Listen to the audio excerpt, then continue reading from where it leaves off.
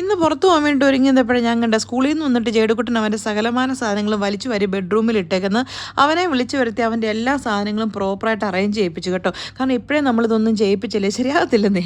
അങ്ങനെ ജേടുക്കുട്ടനെ പഠിപ്പീരെല്ലാം കഴിഞ്ഞ് ഞാനും ജേടും കൂടെ കന്നാസും കടലാസും പോകുന്നത് നേരെ ബോട്ടിൽസൊക്കെ പെറുക്കി കൂട്ടി റീസൈക്ലിംഗ് സെൻറ്ററിലോട്ട് പോയി. എന്നോട് കുറേ ആൾക്കാർ വെച്ച് ഈ ബോട്ടിൽസൊക്കെ റീസൈക്കിൾ ചെയ്യുന്ന എവിടെ നമ്മുടെ എല്ലാ ഹൈപ്പർ മാർക്കറ്റുകളിലും ബോട്ടിൽസ് റീസൈക്കിൾ ചെയ്യുന്ന സെൻറ്റർ ഉണ്ട് കേട്ടോ. എനിവേ അതെല്ലാം കഴിഞ്ഞിട്ട് നമ്മൾ ഫുഡ് കഴിക്കാൻ വേണ്ടിയിട്ട് കമ്മത്ത് റെസ്റ്റോറൻറ്റിൽ പോയി. കാരണം ഇന്ന് ഫ്രൈഡേ ആയതുകൊണ്ട് ജസ്റ്റിമോൻ പ്യൂർ വെജാണ്, വെജിറ്റേറിയൻ മാത്രമേ കഴിക്കത്തുള്ളൂ.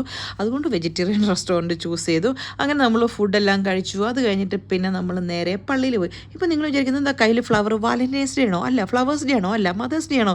ഇതൊന്നും അല്ലെന്നേ, പള്ളിയിൽ പോയതാ പറഞ്ഞില്ലേ. അങ്ങനെ നമ്മൾ പള്ളിയിൽ 2 ഫ്ലവർ 2 ബൊക്കെയൊക്കെ ആയിട്ട് പോയി. അതെന്ത് ഇന്ന് പള്ളിയിൽ ബൊക്കെയൊക്കെ ആയിട്ട് പോയെന്ന് ചിന്തിക്കുന്നതാണോ അല്ലേ? എനിവേ പള്ളിയിൽ പോയില്ലേ, തമ്പുരാൻ ചെല്ലുമ്പോൾ ചോദിക്കില്ല എന്താ ലിറ്റി കൈയും വീശിയാണോ വന്നതെന്ന്. കേട്ടിട്ടില്ലേ ഉദിഷ്ടകാര്യത്തിന് ഉപകാര സ്മരണ, അത് തന്നെ.